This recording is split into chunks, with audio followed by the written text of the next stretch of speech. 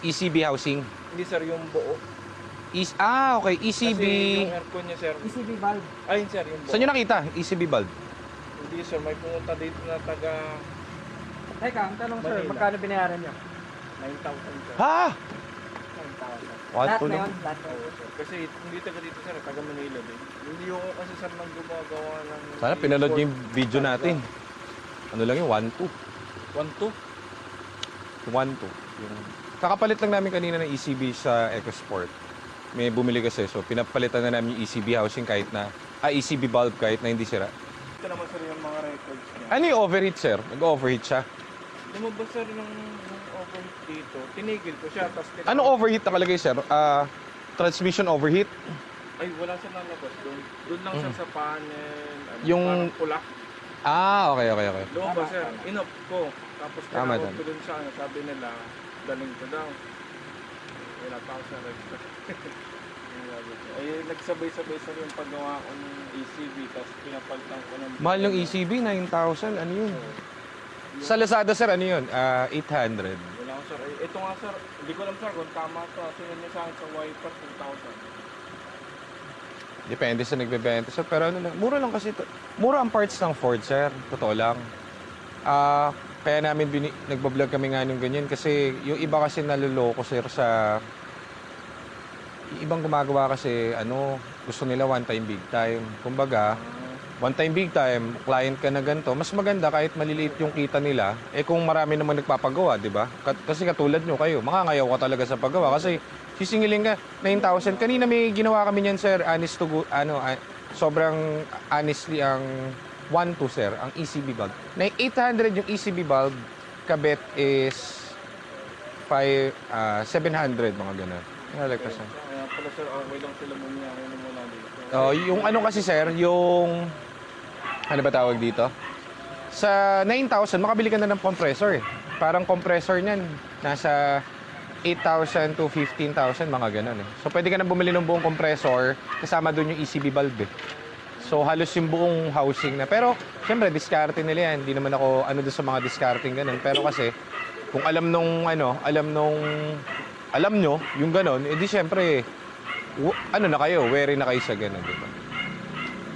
Check na muna namin, sir, ha? Okay lang, sir. Okay na yung papers and goods. Yan, guys, kaya, eto, di ba, kita nyo, binablog natin. Kita nyo sila, sir. Meron sa service daw dito. Singil sa kanya, kita nyo, ECB bulb, 9,000. So, pakamahal. Kanina nakita nyo naman, may ECB bulb tayo. Kaso kanina rush kasi. So, umabot yung 5,000 yata yung kanina ECB bulb natin. Pero, kung sa mechanic namin yon, labor na 700 lang. Tapos, ECB bulb is parang 800 to 1,2. Marami nang nagbumili ng ECB bulb eh. So, yan, kaya kinakalat natin yung video kasi katulad ni Sir, kung alam niya at may knowledge siya dun sa paggawa ng mga ganyan, mas maintindihan niya. Doon naman sa mga gumagawa niyan, wala naman ako against sa inyo. Diskarte nyo yan eh. Pero kasi minsan, huwag nyong isipin yung one time, big time. Kasi kung one time, big time, unti lang yung mapapagawa, di ba? One time, big time ka lang, siguro 5, isang buwan, ganyan. Pero kung marami yan, quantity, di ba? Mas mababa niyo ibigay yung repair niyan, palit ng ECB, edi mas marami kayong client. Di ba? Ang nangyayari tuloy, tignan mo si Sir. Mahal daw lahat ng parts. Hindi mahal yun. Hindi lang talaga. Hindi lang wary si Sir doon sa mga ganyang repairs. Okay, so, vlog ulit natin siya mamaya.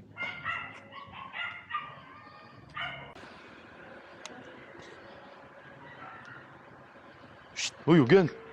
Ano nagawa mo? Hala. Dumudumi ka dyan eh. Inikot na kasi. Kasi sabi ni sir, ang history daw niya, pinapalitan ng may nag-check engine yung nagbi-blink. So, tama sir, Spark plug nag-expire. yun. So, pinapalitan ni sir ng spark plug. Tapos after sir, bumalik ulit. Oo, Tapos nawawala-wala daw. Tapos nawawalan. Pag Hindi. inuwi ko sir, Minsan nagkakaroon. Kapag pinalitan nila ng spark plug tapos nakawala-wala, kasama na dun yung sa overheat kasi baka tumatagas na yung Pwede. langis dun sa spark plug, nababasa yung spark plug. Kasi may case kami ganun before sir. Fiesta naman pero pares na sa engine nun. So, kapag magkakaroon ng tagas dun sa gasket, gasket. pumutulo dun sa Yung spark langis plug. dun sa engine, pumapasok dun sa lalagyan ng Nababasa ngayon yung spark plug. Kaya nagbi-blink-blink yung ano, kasi namamatay yung isang spark plug, nalulunod, parang ganun. Kasi papalit mo lang eh, kapag papalit mo lang, dapat. Tama. Oo. Tama Kaya ba? siya nga nag-overheat. Kaya yung sinasabi nyo na hindi nyo makita yung kasi baka yung leak Nasa loob. nandun sa loob ng engine, nasa loob ng gasket. So, pwedeng ganun. Kasi may isa kong case ganun. Tama ka. Pwedeng ganun yan. Problema nga doon, mahal kasi ng ibang siningil sa kanya. Pero kung nakatipid siya doon sa ibang paggawa, kaya niya pang ipa-overall. Kasi di ba nagpalit daw ng brand new spark plug, November. So dahil may leak pa rin siya, kahit pinalitan yung spark plug, so kahit brand new spark plug, Lunod yun. nalulog pa rin siya ng langis. November. Wala naman. Pwede kasi yan sir, nung pinalitan nila yung spark plug. So ito, re-refresh natin if ever makuha to. Refresh buo. Tapos, balik natin sa dating alindog. Ganda pa yung loob. Kaso maintain, tapos first owner yung utol ni sir. So, ba to? Dami mga ewan ko mga gumagawa sa inyo. Mahal yung maningil. Tayo na lang gagawa. Pero goods pa. So papers na ito, complete na ito. Kasi unang inquiry ni sir, Xerox lang daw pala yung binigay sa kanya ng kapatid niya. Hindi namin pinuntahan kasi ang sinesend niya lang is Xerox. Pero as of the moment, ito kompleto pala. So pinuntahan na namin. So yun ang